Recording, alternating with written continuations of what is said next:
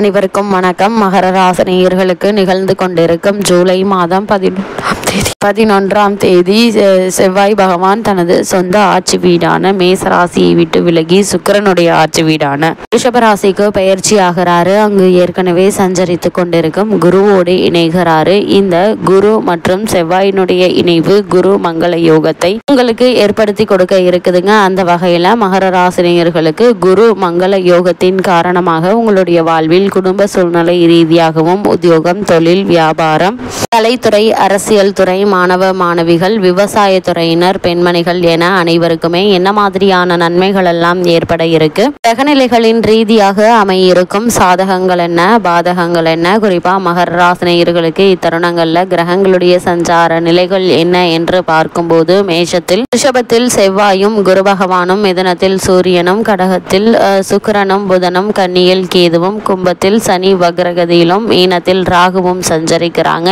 இந்த கிரகங்களுடைய சஞ்சார நிலைகளின் காரணமாக மேலும் என்ன மாதிரியான முன்னேற்றங்கள் எல்லாம் உங்களுடைய வாழ்வில் ஏற்பட இருக்கு என்பது குறித்தான முழுமையான பதிவு தான் இந்த வீடியோல நம்ம விரிவா பார்க்க போகிறோம். அந்த வகையில குரு மற்றும் செவ்வாயினுடைய இணைவின் காரணமாக குரு மங்கள யோகம் ஏற்படுதுங்க. இந்த குரு மங்கள யோகத்தின் இந்த காலகட்டங்கள்ல கிரகநிலைகளை ஆராய்ந்து பார்க்கும் போது இந்த காலகட்டங்கள்ல குரு உங்களுடைய ராசியை பார்க்கிறாருங்க. அதே நேரம் ராசிநாதன் சனி வக்ரம் பெற்றிருக்கிறாரு. இதனால் தடைகளும் தடுமாற்றமும் வந்து சேரக்கூடிய ஒரு தருணமாக காலகட்டம் அமைஞ்சிருக்குதுங்க. அதே போல தடைகளும் தாமதங்களும் ஏற்பட இருக்குது என்றாலும் குரு பார்வையால் காரியங்கள் கடைசி நேரத்தில் கைகூடிவிடும் என்பதால் உங்களுடைய முயற்சிகளை தொடர்ந்து மேற்கொள்வது மிக மிக நல்லதுங்க. அதே போல இந்த தருணங்கள்ல சுபவிரயங்கள் அதிகரிக்குங்க. சென்ற காலகட்டங்களில் நடைபெறாத சில காரியங்களும் கூட இந்த செவ்வாய் மற்றும் குருவினுடைய இணைவு ஏற்படக்கூடிய இத்தருணங்கள்ல முடிவடைந்து வெற்றியை தர இருக்குது. உத்தியோகத்தில் கேட்ட மாறுதல்கள் கிடைக்க இருக்குதுங்க. குறிப்பாக வெளிநாடு சென்று பணியாற்ற வேண்டும் என்ற விருப்பம் இருந்தாலும் அல்லது இடமாற்றமோ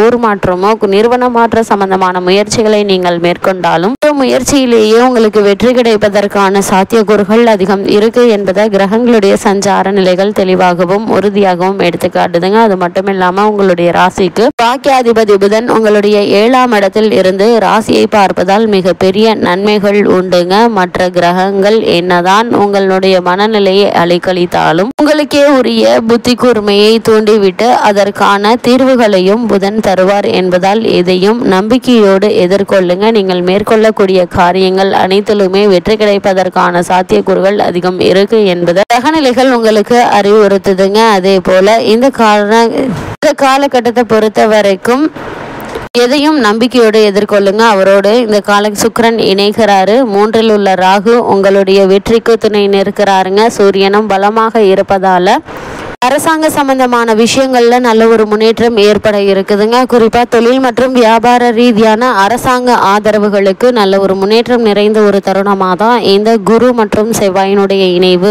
அமைஞ்சிருக்குதுங்க. எதிர்பாராத வேலை வாய்ப்புகள் கிடைக்க இருக்குது. தேவைக்கு ஏற்ப வருமானம் வந்து கொண்டே இருப்பதால நீங்கள் கடன் வாங்க வேண்டிய அவசியம் இருக்காதுங்க. அதே போல பணப்பற்றாக்குறையும் ஏற்படுவதற்கான வாய்ப்புகள் இல்லை என்பதை கிரகநிலைகள் உறுதியளிக்குது. உத்தியோக காரணமாகவோ அல்லது மற்ற காரணங்களுக்காகவோ குடும்பத்தை விட்டு பிரிந்திருந்தவர்கள் ஒன்று சேரக்கூடிய ஒரு தருணமா இந்த குரு மற்றும் செவ்வாயினுடைய இணைவு அமைஞ்சிருக்குதுங்க. நீங்கள் மேற்கொள்ளக்கூடிய காரியங்கள் குறிப்பாக குடும்ப பொருளாதார முன்னேற்றத்திற்காகவோ அல்லது தொழில் மற்றும் வியாபாரத்திற்கான முயற்சிகளையோ மேற்கொள்ளக்கூடிய மகர ராசியினருக்கு எதிர்பாராத பல முன்னேற்றங்கள் நிறைந்த ஒரு தருணமாக தான் இந்த செவ்வாய் பயிற்சி அமைஞ்சிருக்குது என்பதை கிரகங்களுடைய சஞ்சார நிலைகள் தெளிவாகவும் உறுதியாகவும் எடுத்துக்காட்டுதுங்க. மகர ராசினியர்களை பொறுத்த வரைக்கும் சுக்கிரனுடைய ஆட்சி வீடான ரிஷப ராசியில் சுக்கிரன் சஞ்சரிக்கிறாருங்க. அதாவது கடகராசிக்கு சுக்கிரன் செல்கிறாரு. உங்களுடைய ராசிக்கு ரிஷப ராசிக்கு செவ்வாய் செல்கிறாருங்க. உங்களுடைய ராசிக்கு அதாவது ரிஷப ராசிக்கு செவ்வாய் செல்கிறாரு. உங்களுடைய ராசிக்கு 4, 11 ஆகிய இடங்களுக்கு அதிபதியானவர் செவ்வாய். அவர் பூர்வ புண்ணிய ஸ்தானத்தில் சஞ்சரிப்பது ஒரு பொன்னான நேரம் என்று தாங்க சொல்ல வேணும். இந்த காலகட்டங்கள்ல நீங்கள் நினைத்தது அனைத்துமே நிறைவேறும் விதத்தில் அமைய இருக்குதுங்க. இதனால் குரு மங்கள யோகம் ஏற்பட இருக்குது. பிள்ளைகளுடைய கல்யாண கனவுகள் நனவாகுங்க. அது மட்டும் இல்லாமல் இடம் வாங்குவது, வீடு கட்டுவது போன்றவற்றில் கவனம் செலுத்துவீங்க. உடன் பிறந்தவர்கள் உங்களுடைய முன்னேற்றத்திற்கு வழிவகுத்து கொடுப்பாங்க. கடன் சுமை பாதிக்கு மேல் அதற்கான முயற்சிகளை மேற்கொண்டு வரும் மகர ராசினருக்கு நல்ல ஒரு முன்னேற்றம் நிறைந்த ஒரு தருணமாக தான் இந்த செவ்வாய் பயிற்சி அமைஞ்சிருக்குது என்பதை கிரக நிலைகள் மீண்டும் மீண்டும் உங்களுக்கு அறிவுறுத்துதுங்க. அது மட்டும் இல்லாமல் இந்த குரு மற்றும் செவ்வாயினுடைய சேர்க்கை என்ன மாதிரியான முன்னேற்றங்களை எல்லாம் ஏற்படுத்தி கொடுக்க இருக்கு என்று பார்க்கும்போது குருவும் செவ்வாயும் இணைந்து உங்களுடைய ராசிக்கு 5ஆம் இடத்தில் சஞ்சரிக்கிறாங்க. அதாவது பூர்வ புண்ணியஸ்தானத்தில் சஞ்சரிக்கும் குரு செவ்வாய் சேர்க்கை நன்மைதான் என்றாலும் குரு விரையாதிபதியாக இருப்பதால் விரயங்கள் அதிகமாக தாங்க இருக்கும். வீடு இடம் பூர்வ புண்ணியஸ்தானத்தில் சஞ்சரிக்கும் குரு செவ்வாய் சேர்க்கை நன்மைதான் என்றாலும் குரு விரையாதிபதியாக இருப்பதால் விரயங்கள் அதிகமாக தாங்க இருக்கும். குறிப்பா இந்த தருணங்கள்ல வீடு இடம் வாங்குவதற்காகவும் வீட்டிற்கு தேவையான விலை உயர்ந்த பொருட்களை வாங்குவதற்காகவும் செலவிடுங்க. கல்யாண முயற்சிகள் கை கொடுங்க. அதற்கான முயற்சிகளை மேற்கொண்டு வரும் மகர ராசினருக்கு சிறு முயற்சியிலேயே வெற்றி கிடைப்பதற்கான சாத்தியக்கூறுகள் அதிகம் இருக்கு என்பதை கிரகநிலைகள் அறிவுறுத்துதுங்க. வாங்குவதற்காகவும் செலவிடுங்க. அதே போல இந்த தருணங்கள்ல பொறுத்த வரைக்கும் கல்யாண முயற்சிகள் கை கொடுங்க. கடமையில் இருந்த தோய்வு அகல இருக்குது. நீங்கள் மேற்கொள்ளக்கூடிய காரியங்கள் அனைத்திலுமே வெற்றி கிடைக்க இருக்குதுங்க. வெளிநாட்டிலிருந்து அனுகூலமான தகவல்கள் வரலாங்க. சகோதரர்களுடைய ஆதரவு கிடைக்க இருக்குது. அவர்கள் பாக பிரிவினுக்கு சம்மதிப்பாங்க. உங்களுக்கு சாதகமான தீர்வு கிடைப்பதற்கான சாத்தியக்கூறுகள் அதிகம் இருக்குது. சனி பகவான் தற்போது வக்ர இயக்கத்தில் இருக்கிறாருங்க. அதாவது கும்பராசியில் சஞ்சரிக்கும் சனி பகவான் இந்த காலகட்டங்கள் முழுவதுமே வக்ரகதியிலேயே இருக்கிறாருங்க. உங்களுடைய ராசிநாதனாகவும் தனாதிபதியாகவும் விளங்குபவர் சனி பகவான். அவர் வக்ரம் பெறுவது அவ்வளவு நல்லதில்லைங்க. ஆரோக்கிய சீர்கேடுகள் ஏற்படுவதற்கான வாய்ப்புகள் இருக்குதுங்க. எதையும் திட்டமிட்டு செய்ய இயலாது. மருத்துவ செலவுகள் அதிகரித்து மனதை வாட்டுங்க. அருகில் இருப்பவர்களுடைய அனுசரிப்பு குறையுங்க. பொருளாதார நெருக்கடியின் காரணமாக கைமாற்று வாங்கும் சூழ்நிலை உருவாகுங்க.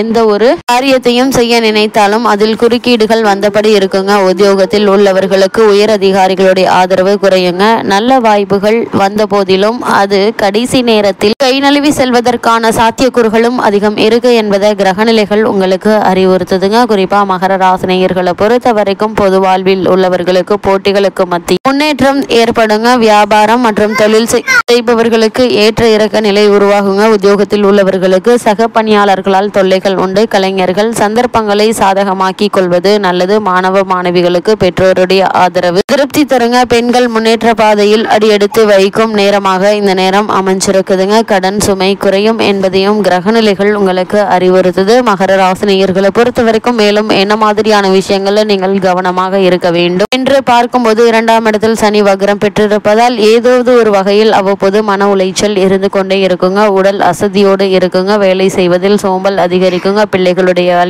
வலிமையில் சில பிரச்சனைகள் சந்திக்க வேண்டியிருக்கும். பூர்வீக சொத்து பிரச்சனைகள் மன சங்கடத்தை தரும் என்பதால் கவனமாகவும் எச்சரிக்கையாகவும் இருப்பது நல்லது. மகர ராசினியர்களுக்கு கிரகநிலைகளின் ரீதியாக கூறப்படும் பரிகாரம் என்ன என்று பார்க்கும்போது பிரதோஷ காலத்தில் அருகாமையில் உள்ள சிவன் கோவிலுக்கு சென்று வாருங்க. எண்ணற்ற நன்மைகள் உங்களுடைய வாழ்வில் ஏற்படுவதற்கான சாத்தியக்கூறுகள் அதிகம் இருக்கு என்பதை கிரகநிலைகள் உங்களுக்கு அறிவுறுத்துது.